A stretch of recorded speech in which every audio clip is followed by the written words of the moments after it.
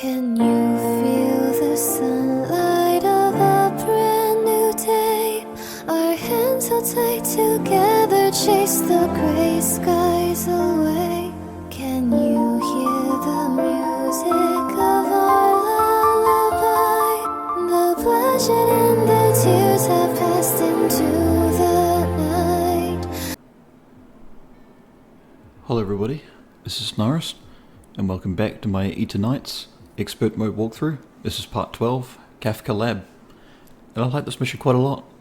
I think it's super fun, got a nice balance of puzzle and combat.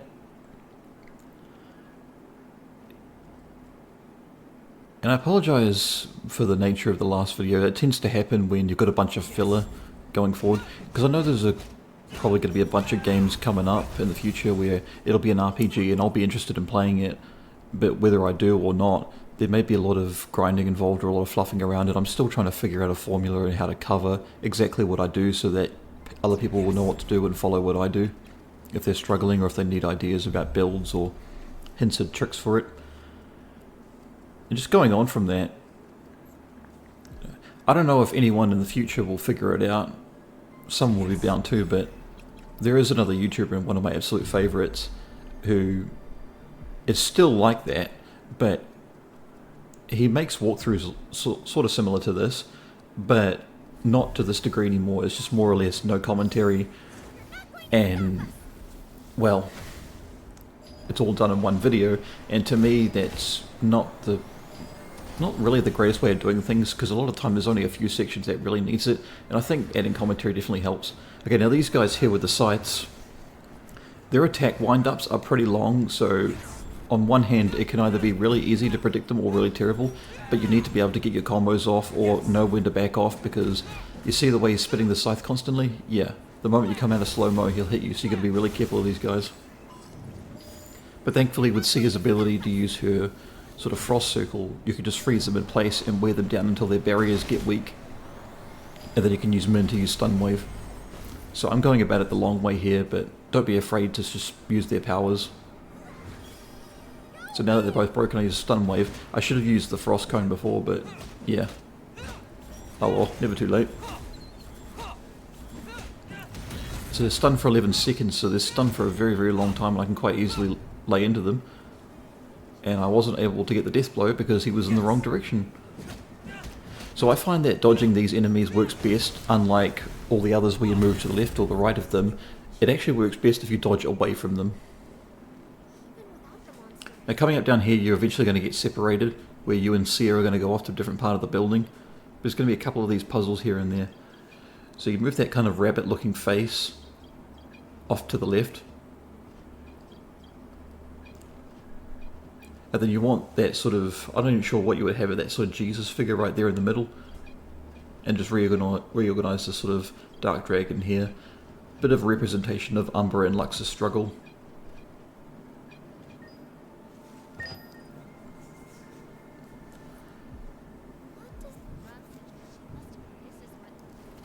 And I apologise for the awkward silence there. I'm just trying to think about what's next. Because I had a thought before about what I was saying and following on from that, but I kind of lost it now. So here you'll get separated. Oh yeah, now I got the thought.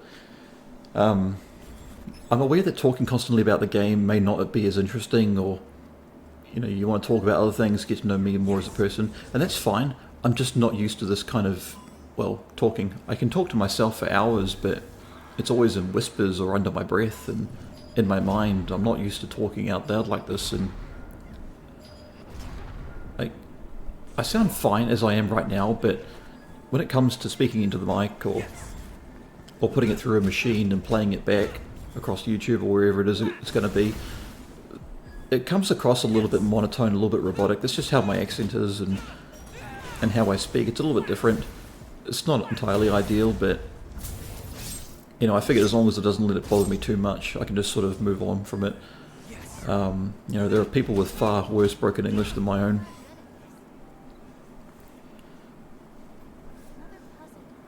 And this here is an introduction to one of these, like, a letter equals a number puzzle that you have to go around. If you ever find a game where you know the answer already, you just skip the whole puzzle and go forward. So yeah, this first door here is 3345, and in a couple of rooms going forward, another one's going to be 6128.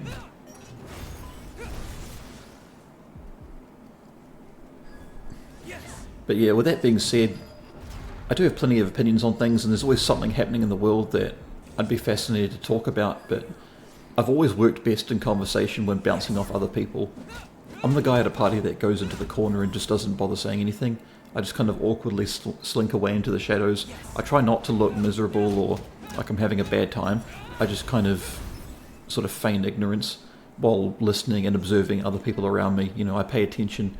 It's not that I see them as a threat, I just see them as unusual.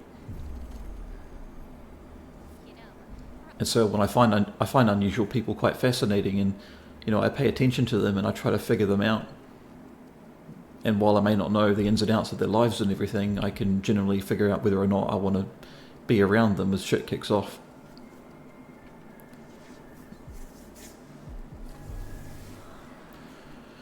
So once you pass this encounter here, you're eventually going to come to the Boho boss fight, which, if you've heard me mention it before, it is one of the trickier boss fights, but also one of the shorter ones, and as long as you can get the first phase of it correct and you do rather well for yourself, well, it's not that bad.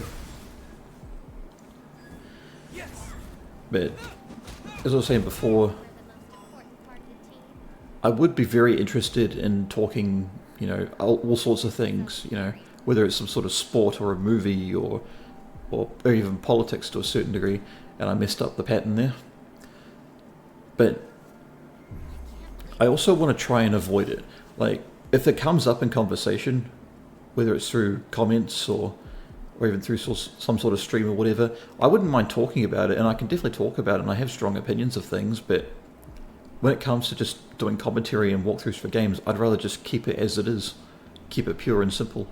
So this is Boho, and he's kind of a bitch, because while a lot of his attacks are very easy to perfect dodge, when it comes to that move he does there, when you get close to him, you need to roll to the side, not backwards or forwards, to the side. And a lot of his moves, if you can time them right, are very punishable, but at the same time, if you miss the first two of his attacks, he has others he follows up with, and they're just timed perfectly right, where the moment you stand up, you get hit again and again and again.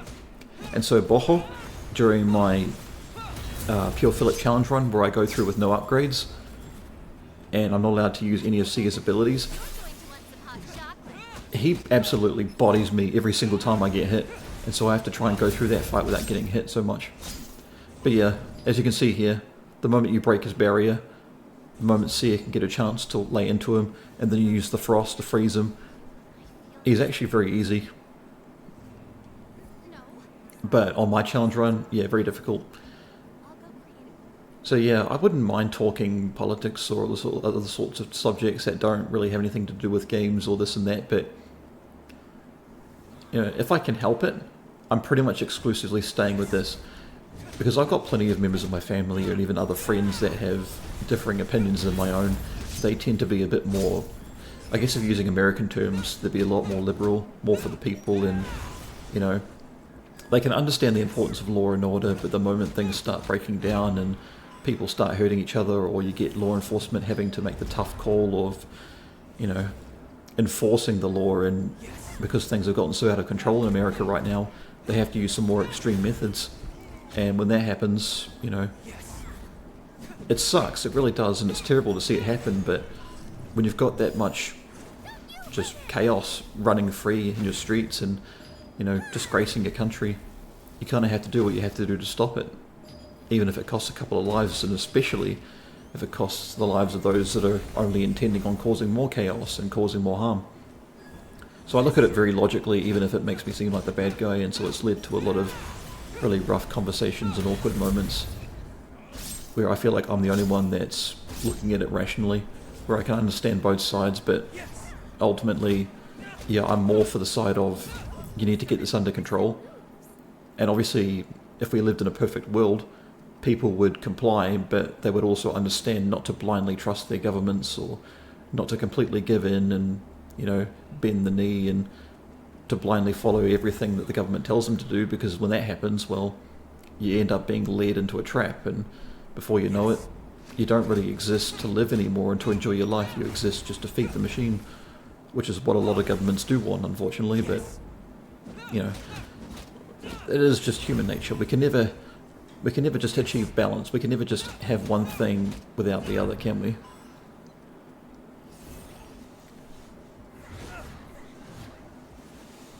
As my camera is messing up awfully there, I have no idea what's going on. But yeah, but it's nothing new for me, you know, having friends and family that disagree with me politically.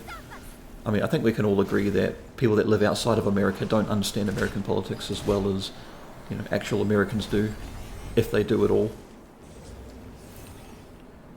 I'm just going off of what feels right to me. Funnily enough, while emotion is kind of the centre point for a lot of left-wing arguments and arguments about how the people are always right and, you know, the police should never shoot anybody or the government should never, you know, use that kind of force or go to those extreme lengths or this and that. But sometimes you just are just past the point of when you can't play nice anymore and you have to use it, and then by the time you do and it's all over and done with, well, then you can start looking at peace. But people take things for granted. People take good things for granted. They let it get to their heads and they think it's, you know, never going to run out. It's an infinite supply. It's a bottomless, well, I suppose just sunshine and rainbows, really. No one thinks that anything will go wrong until it goes wrong. People get sheltered. People get blinded to the truth. And I didn't mean for this to break down into that talk, but I know inevitably when I start getting a lot more confidence with my words and, you know, I get a lot more videos out there and I get a larger audience as I start covering more mainstream games, that inevitably this sort of thing is going to come up. People are going to want to know more about me. People are going to know where I stand on things. And I suppose if there's one very important thing you have to know about me is that I don't break easily in the face of things. You know, if there's an opinion I have that isn't exactly popular, I don't let it...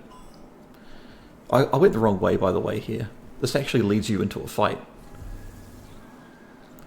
What you should have done is just run straight past the enemies up those stairs just in front of you, but I went the wrong way. So this is just a bonus fight. But yeah, ultimately, when I keep to myself with my opinions, but when confronted, I will speak out. You know, I will say what I say. And it's like my old boss used to say, you know, he always told me that I'm a little bit too honest, meaning it's just not in my nature to hide shit. It's not in my nature to run from something I don't believe in. It's not in my nature to bow to the mob. Because I've always found, you know, much like how karma needs to be learned, people have to get burnt to understand how dangerous fire is. You know, trial by fire, you got to understand how dangerous something is. You got to see the dark to appreciate the light. I think there's a lot of people in the world that just don't know what true darkness is, and there's a lot of people in the world that haven't experienced hardship or don't know how bad things are for the average person, and so they live in this ignorant little bubble of theirs. That's why I tend to keep to myself, because I take one good look at humanity and I see us as nothing but a giant clown show. Except even the audience is in on it as well. One big circus. Not just the clowns, but the audience is also in on it. It's one giant act where all the real suckers and the people that are outside the tent organising everything are real laughing.